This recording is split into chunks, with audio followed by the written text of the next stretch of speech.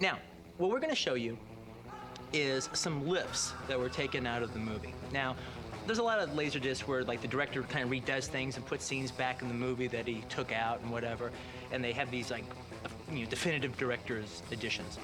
Now, I didn't do that on this because I made the movie I wanted to make the first time. But I still had scenes that I took out, all right, that I liked and that I generally like and everything, but, with film you can have too much of a good thing. So we took them out, and now I'm not putting them back in the movie because the movie's the way it's supposed to be, but here in this section, just if you're fans of the movie, you can look at them and just see them for yourself. Now, it's really kind of interesting, actually, when you make a movie, because there'll be about, 75 to almost 80% of it, all right, is just fine, and the people you're making it with, everyone likes it, but there's usually about like 5 scenes that kind of stick out from the movie, sort of like a sore thumb, that kind of draws attention. And everyone's like, oh, do we need this scene? Do we need that scene? Da-da-da. I don't know about this scene. I don't know about that scene.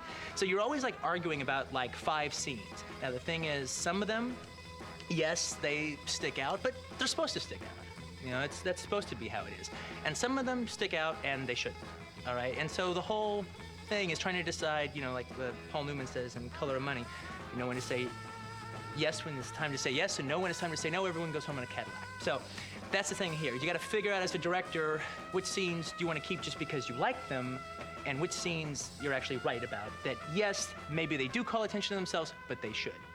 So that's it. These are the scenes that didn't make the cut, but I like them anyway, and I hope you do too.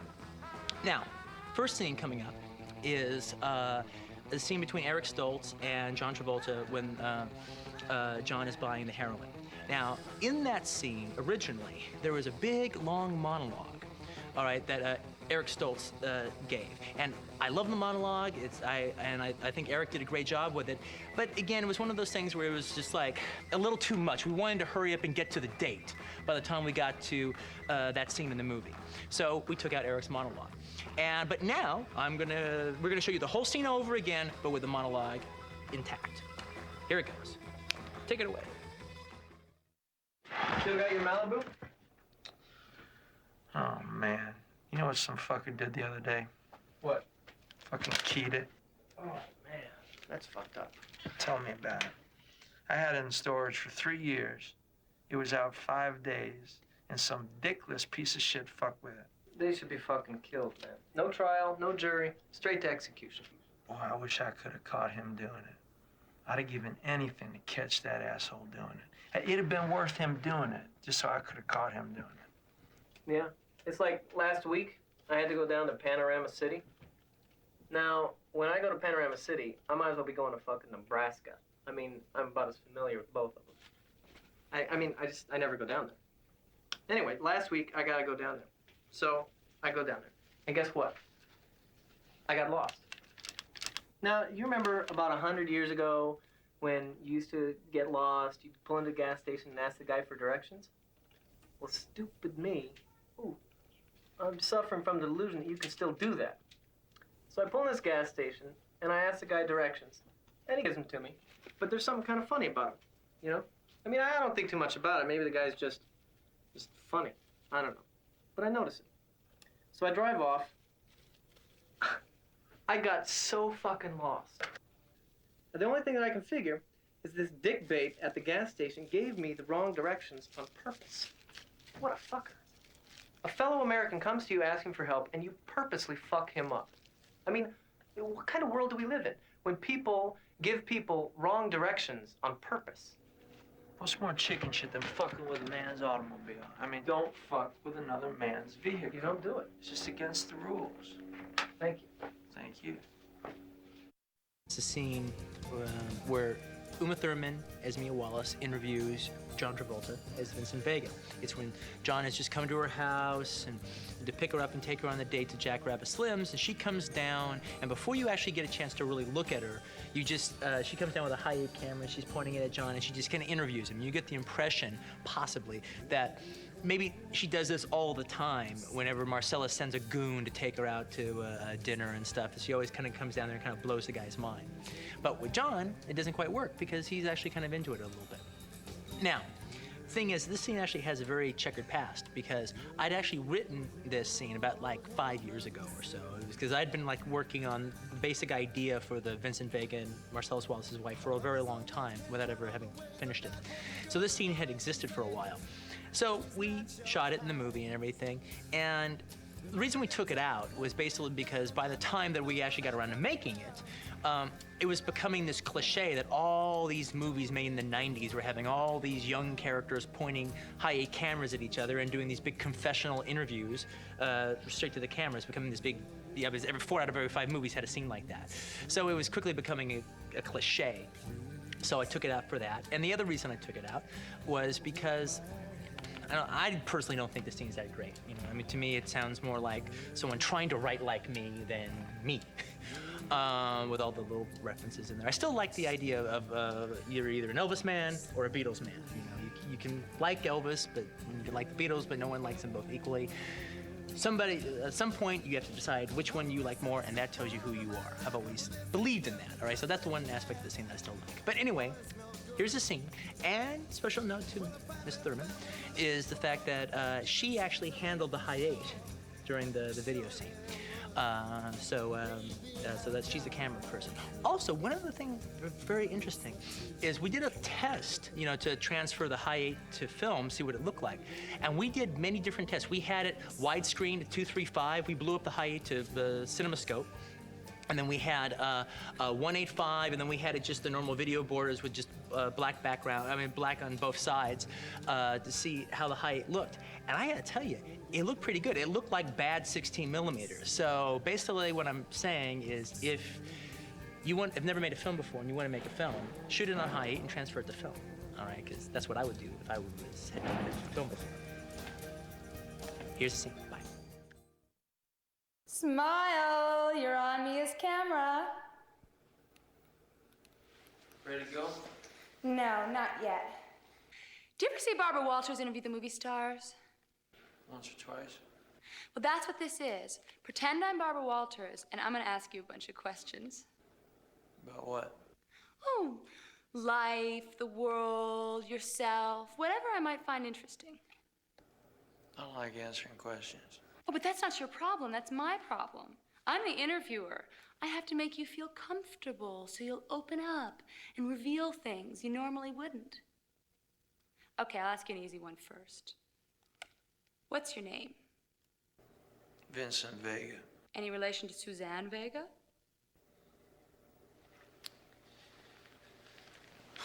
Suzanne Vega's my cousin. Suzanne Vega, the folk singer, is your cousin? Suzanne Vega's my cousin. If she's become a folk singer, I sure as hell don't know nothing about it. Well, now I'm gonna ask you a bunch of questions I've come up with that more or less tell me what kind of person I'm having dinner with. My theory is that when it comes to important subjects, there's only 2 ways a person can answer. Which way they choose tells you who that person is. For instance, there's only 2 kinds of people in the world. Beatles people and Elvis people. Now, Beatles people can like Elvis, and Elvis people can like Beatles, but nobody likes them both equally. Somewhere, you have to make a choice, and that choice tells you who you are. Well, now, I'm obviously not going to ask you that one, because you're definitely an Elvis man, but you're hip to where I'm coming from. Can you dig it? I can dig it. I knew that you could. Okay, first question. Brady Bunch or the Partridge Family? Partridge Family. On Rich Man, Poor Man, who did you like more, Peter Strauss or Nick Nolte? Nick Nolte, of course. What's your favorite way to say thanks in a foreign language? Merci beaucoup. In conversation, do you listen or wait to talk? I have to admit that I wait to talk, but I'm trying harder to listen. If you were Archie, who would you fuck first, Betty or Veronica? Betty. Cut. Print. Let's go eat. The next scene that we have is the Esmeralda cab scene. Now, we kept this scene in the movie, but initially, me and Sally edited a scene together that we were so happy with. As far as me and Sally were concerned, it was the best edited scene of the whole movie. Except it just took way too long, right at a time, right in the middle of the movie when you don't want to take a long time. You want to hurry up and get Bruce on his way, get him to the apartment with his girlfriend, Fabian. So we ended up making a condensed version of that scene for the actual film. And again, like I said before, in the actual film, that version plays better. But as just a scene unto itself, me and Sally still like this first version that we cut together. So that's what we're gonna have on here now. So now we have a bell and another bell. And stop ringing that goddamn bell. All right, get that cut out of here. Now here's the Esmeralda cab scene, the long version.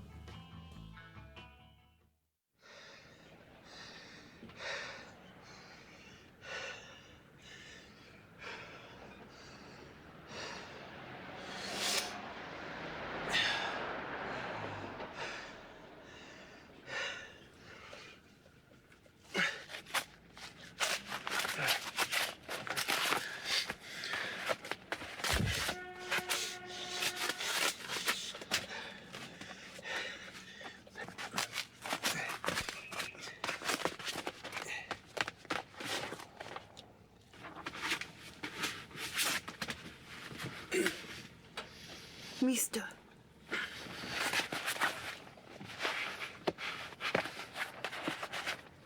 Hey, mister. What? You were in that fight. The fight on the radio. You're the fighter? Who gave you that idea? No, come on. You're him. I know you're him.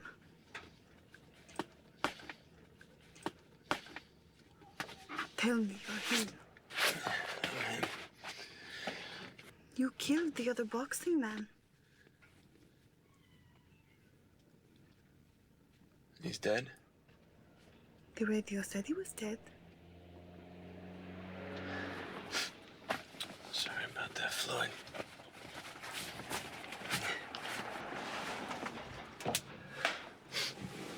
What does it feel like? What's what feel like? Killing a man.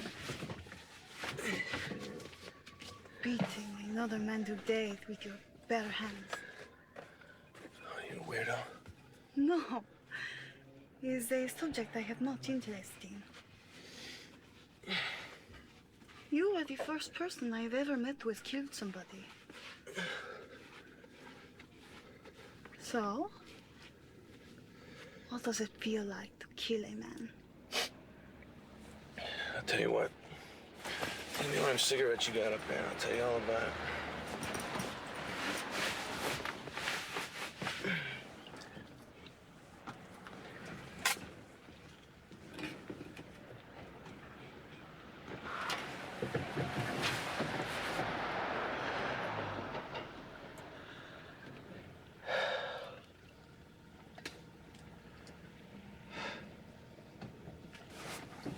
So, Esmeralda Villalobos. Is that Mexican? My name is Spanish, but I am Colombian. Pretty name. It means Esmeralda of the Wolves. Your name means Esmeralda of the Wolves? It's some halo you got there, honey. Thank you. And what is your name? Butch. Butch. What does it mean? I'm an American, honey. Our names don't mean shit. So, moving right along, Esmeralda, what is it you want to know? I want to know what it feels like to kill a man. I couldn't tell you.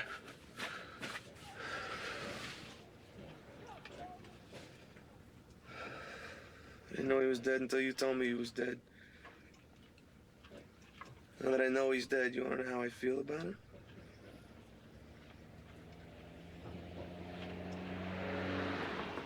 I don't feel the least bit bad about it.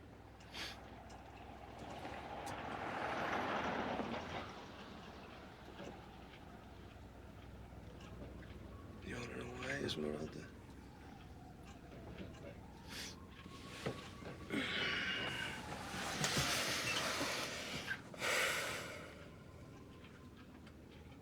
Guess I'm a boxer. Once you said that, that's pretty much all there is to say about me. That son of a bitch out there tonight, that Floyd, maybe one time he was a boxer. He was dead before he ever stepped foot in the ring. All I did was put the bastard out of his misery. If he never was a boxer, that's what he gets for fucking up my sport.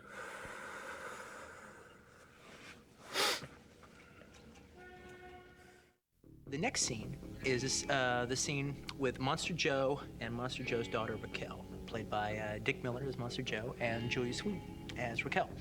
I ended up taking out this scene basically because it's just for actually the same reason I ended up taking out most of these scenes, except for the John and Uma scene. It was just too much at that moment when we kind of just want to be moving along. Basically, we want to hurry up and get to the diner by this time and see John and Sam do their scene. So there was just too much. But I still really like the scene. In particular, love the scene between the Wolf and Raquel. Because, I don't know, it's the closest I've ever come to writing a scene like Ernest Lubitsch or something. They're just kind of this kind of little witty repartee. I'm not saying I'm as good, which the scene will verify, but it was just a different flavor that this scene and the dialogue had in that. So I always had a big fondness for it. And actually, of all these scenes, it's the one that I almost kept in. All right, right down to the wire, and at the last minute, we don't want to be here, unfortunately, but I want to be there. But it's here for all of its glory. And where this scene falls into the movie is right after when Jules and Vincent and the Wolf are at Jimmy's house. And just when they're getting ready to leave, and they go, "We're going to go to Monster Joe's." Boom. All right. Then it cuts to the Wolf working out his deal with Monster Joe. One other thing to note in here is the guy playing Monster Joe is Dick Miller, who's one of my favorite character actors. If you're a Joe Dante fan, he's in every Joe Dante movie, and was in 72 Roger Corman movies, and it was just an honor to put him and Harvey Keitel in the same frame together. So anyway, here it is. It's the Monster Joe and Raquel scene. I said it before, I'll say it again. Your business is always welcome. I think by now I've earned the equivalent of frequent flyer miles. Frequent flyer. Tell you what, if you ever need it, I'll dispose of a body part for free.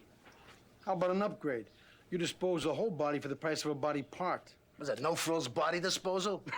I can take it on there in the yellow pages. No, I gotta run out past my accountant. Where's that reprobate daughter of yours? She's on the yard up to no good. Take care of it this afternoon.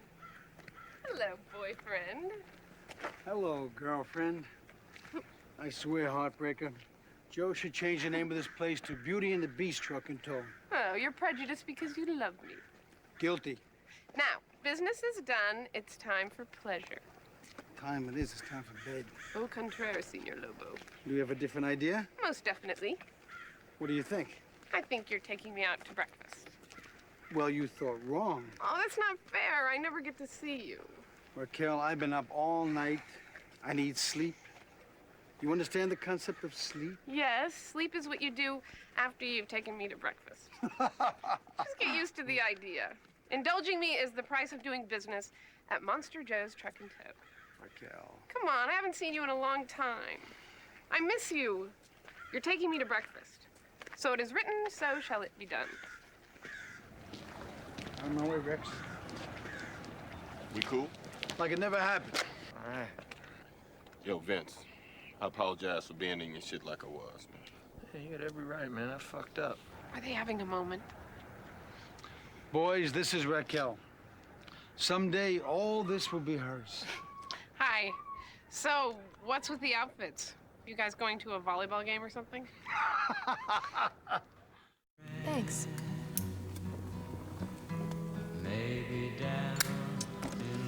Think nothing of it.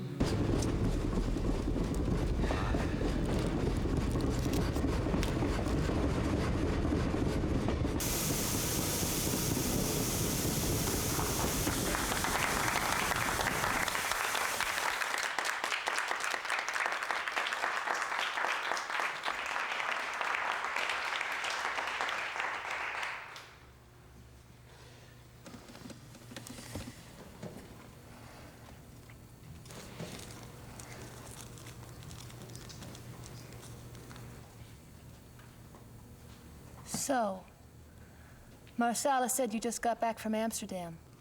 Sure did. How long were you there? Just over 3 years. I love Amsterdam. You been there? I go there about once a year to chill out for a month. No kidding. I didn't know that. Why would you? Hey, do you know a hash bar about 3 blocks from the Anne Frank house, the Cobra? You been at the Cobra? I mean, that's a real small place. How'd you know about the Cobra? I've known about the Cobra since Derek opened it. You know Derek? I've known Derek going on 6 years now. You're kidding. Derek and me are like buddies. So are Derek and I. This is blowing my fucking mind. I mean, I practically lived at the Cobra. When I'm in Amsterdam, I literally live at the Cobra. I stay in the house with Derek and Petra. You stay at the Cobra? My picture's on the wall. Which picture? You know the photos Derek has behind the bar? Well, there's one of Derek between 2 girls wearing baseball jerseys. Petra's the one with the baseball cap, and the girl in the cowboy hat's me. That's you in a cowboy hat? So you're the one in a cowboy hat. Jesus Christ. I mean, these things like this make me realize how small the world is. I could have took you out. How come Marcellus didn't hook us up? Oh, when I go to Amsterdam, I go alone to be alone.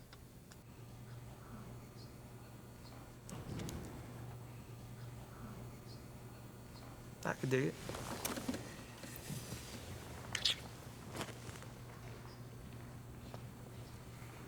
I heard you did a pilot. That was my 15 minutes. What was it? It was a show about a team of female secret agents called Fox Force 5. What? Fox Force 5. Fox as in we're a bunch of foxy chicks. Force as in we're a force to be reckoned with. And 5 as in there's 1, 2, 3, 4, 5 of us. There was a blonde one, Somerset O'Neill. Do you know her? She was a leader. There was a Japanese one, a black one, a French one, and a brunette one, me. And we all had these special skills. Somerset had a photographic memory. The Japanese fox was a kung fu master. The black girl was a demolition expert. French fox's specialty was sex. What was your specialty? Knives. The character I played, Raven McCoy, her background was she grew up raised by circus performers. So, she grew up doing a knife act. According to the show, she was the deadliest woman in the world with a knife. But because she grew up in the circus, she was also something of an acrobat. So she could do illusions, she was a trapeze artist. When you're keeping the world safe from evil, you never know when being a trapeze artist is gonna come in handy. And she knew a zillion old jokes. Her grandfather, an old vaudevillian, taught her. And if we would have got picked up, they would have worked in a gimmick where every show, I would have told another joke. You know any animal jokes? Well, I only got the chance to say one, because we only did one show. Tell me. It's corny. Don't be that way. Tell me. No, you wouldn't like it, and I'd be embarrassed. You told like 50 million people, and you can't tell me? I promise I won't laugh. That's what I'm afraid of, Vince. That's not what I meant. You know it. Well, now I'm definitely not gonna tell you, because it's been built up too much. What a jip.